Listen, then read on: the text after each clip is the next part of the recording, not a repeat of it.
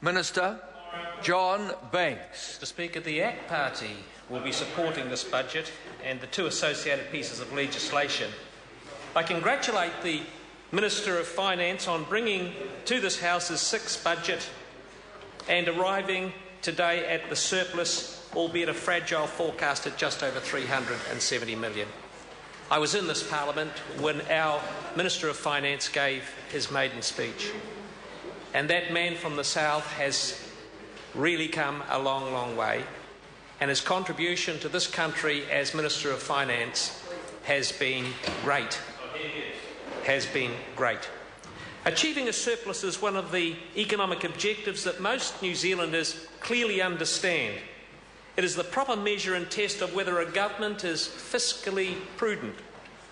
On behalf of the ACT Party and the people of Epsom, I'm particularly pleased that this budget marks the end of deficits and borrowing the savings of others for current operating expenses. Debt is forecast to decline from 24.4% of GDP to 20% of GDP in 2020. If New Zealand cannot maintain the welfare state within our means, we cannot expect workers in other countries to prop up our welfare state. And never forget, Mr. Speaker, any government big enough to give you everything you want is a government big enough to take from you everything you have. It is essential that future budgets remain in surplus while cutting taxes to promote sustainable growth. Cutting taxes equals sustainable growth. It is essential that debt racked up to lessen the effect of the global financial crisis by maintaining the welfare state is repaid.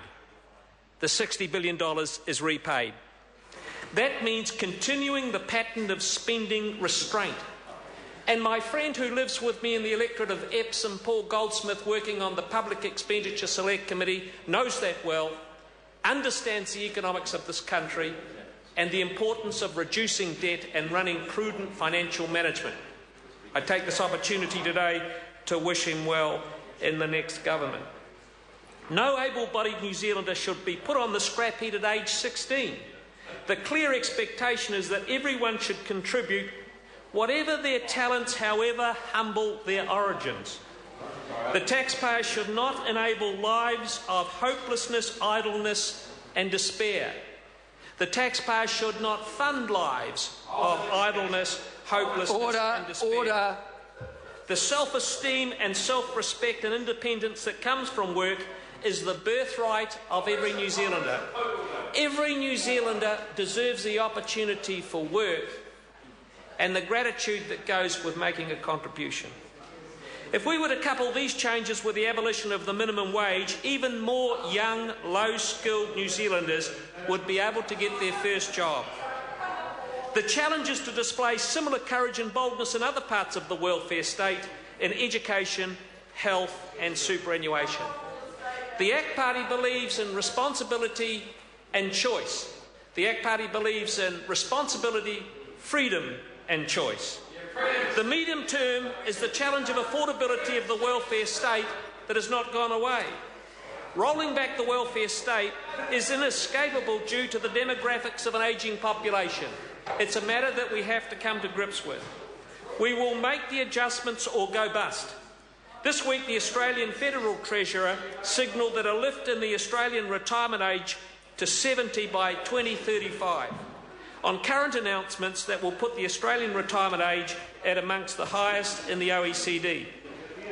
If Australia, a country a third richer than New Zealand, with a means-tested pension and a huge superannuation industry, cannot afford a retirement age of less than 70, a New Zealand retirement age of 65 has no prospect of surviving.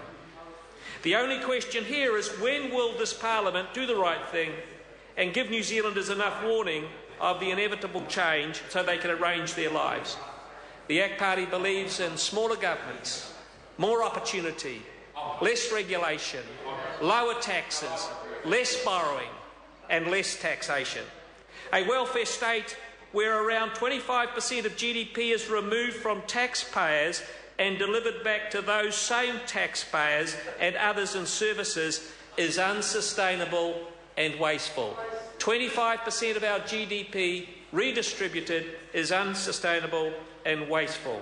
While this budget rolls back some of these, the principle is a good one. We too should look at expanding co-payments. The taxpayer delivery free goods and services cost more because those consuming them have no clue of their value. If someone consumes nothing that's cost them nothing, it is probably valueless. That's why so-called free services cost more and result in much more waste and less accountability.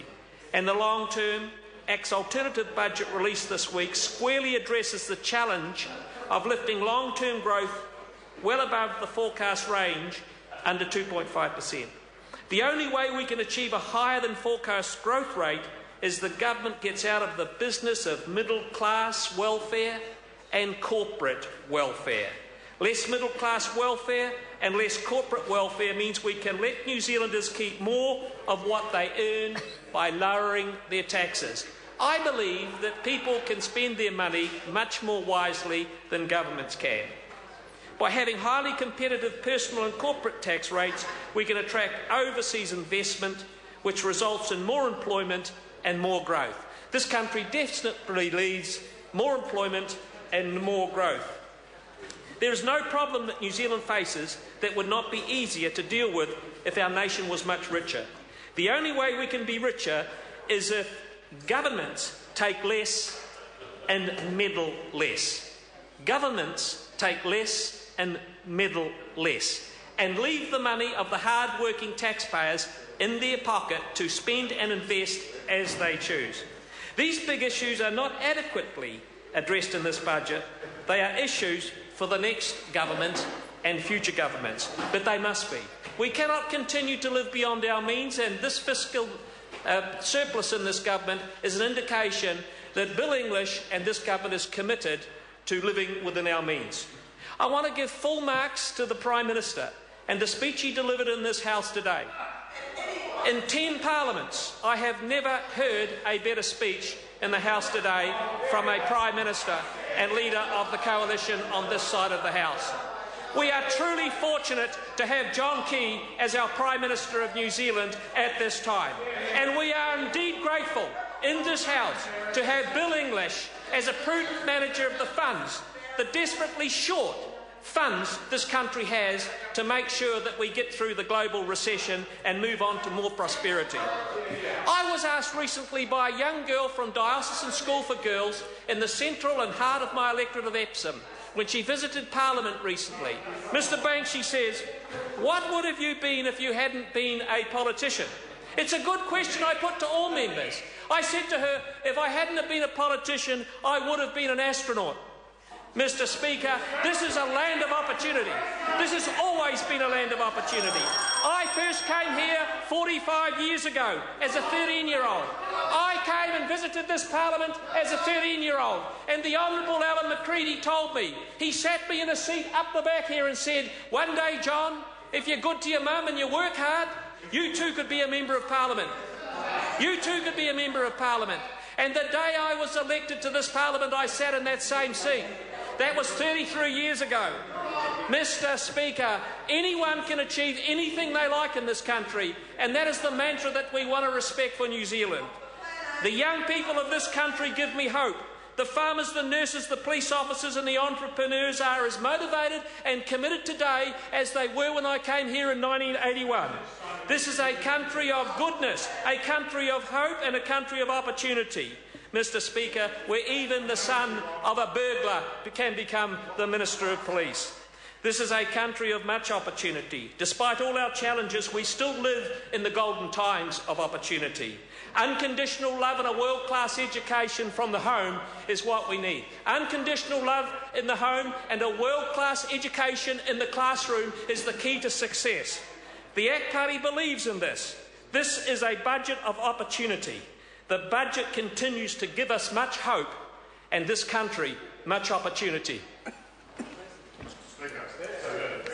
I call the Honourable Minister Peter Dunn. Mr. Speaker, one of the principles on which United Future was founded was to promote